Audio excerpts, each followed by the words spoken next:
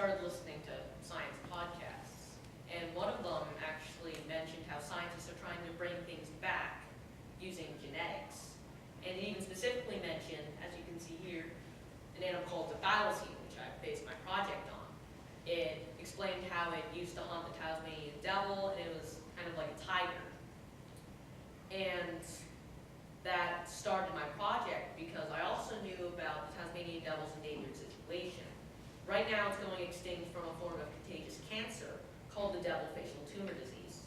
So I wondered how a predator, because right now the Tasmanian devil doesn't have a predator at all, I wondered how a predator could help stabilize its ecosystem.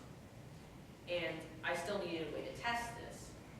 And since I also somewhat like programming, keep my options open. And so I chose a program called StarLogo TNG, which was a way to code a model, which gave me my project title of Resurrecting the Thylacine to Save the Tasmanian Devil, and ecological exploration with an agent-based model. That's how I modeled it. And so how I did it, my model, it was modeling an infected area with the devil facial tumor disease. And in it, I first created the amount of Tasmanian devils and thylacines. Then as the project ran, they would move around, and whenever a devil collided with another devil, that would cause the disease to have a chance to transmit to another devil. And I would run this, usually take about maybe half an hour, and at the end of it, I would see whether did the devils go extinct or did they survive with the disease gone. And my results were not quite what I expected. I expected that the thylacines would help and let the Tasmanian devils survive more often. That did not happen. As I added more thylacines, the disease was too virulent. It spread too fast and it was completely fatal. So the thylacines were not able to counter that. They just were more a threat. But as I added more thylacines, the disease disappeared even faster, which was decreasing disease prevalence, which was a part of my hypothesis. And because of that, I believe that today the thylacine could be introduced to the strategy of saving the Tasmanian devil. If we keep an insurance population of healthy devils, then we could resurrect thylacines and release them into the wild so they would get rid of the disease faster. So Can we take why questions? Tasmanian devils? I mean, how did that strike your interest? Looney Tunes. Me too. And as I said, the science podcast, because it specifically mentioned Tasmanian devil.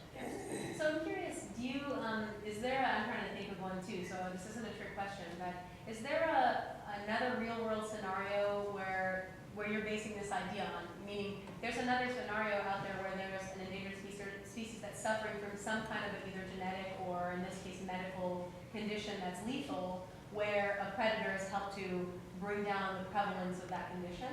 I can't think of any examples. I was trying to also, I'm sure that, I mean, I There think probably is it somewhere. makes sense, but I'm just trying to think if there's a modern day example for that.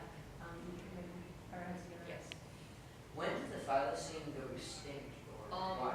The last one died in 1936 because we thought that human settlers thought that they were eating our cattle and sheep, when it ended up that like 80% of them were dying or being stolen by humans.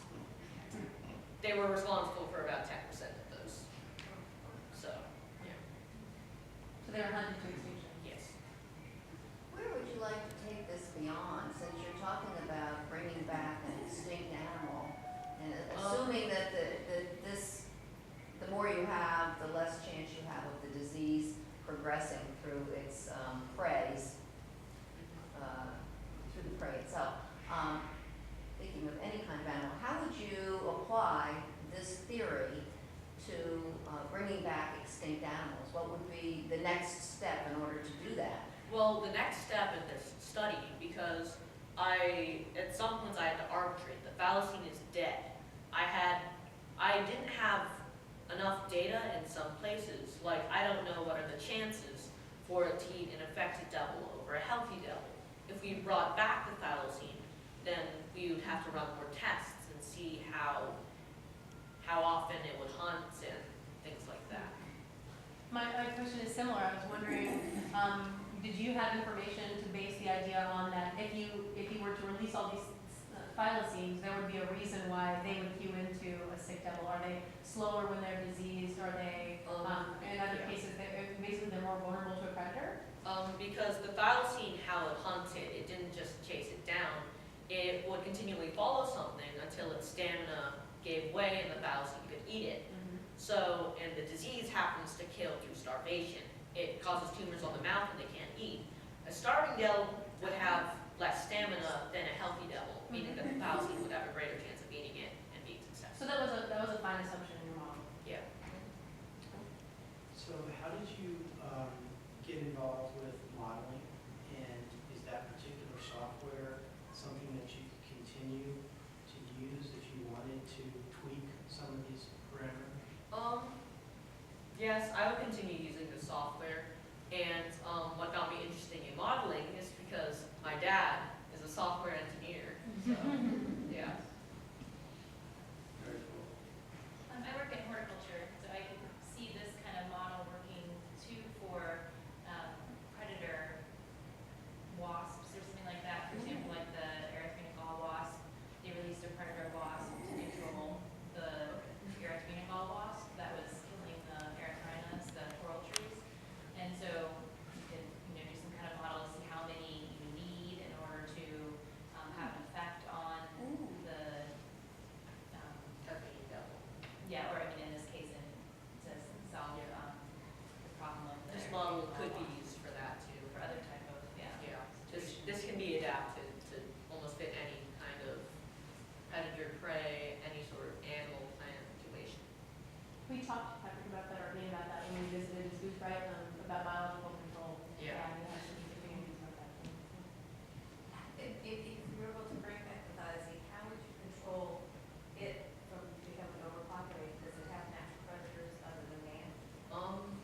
It does not, which is why I need to create this model, because I'm trying to see how many I should release, because idealistically, I don't want to release too many, but another thing is this used to actually be the predator, and it didn't overpopulate. So if it previously lived here, it's possible that it wouldn't overpopulate, but I'm not completely sure, because as I said, extinct, we don't know.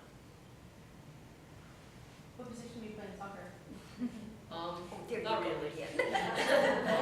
Like, I don't really play soccer anymore. Okay. But you fence. Yes. Are you the fencer? It's kind of over the summer. Oh. Very good.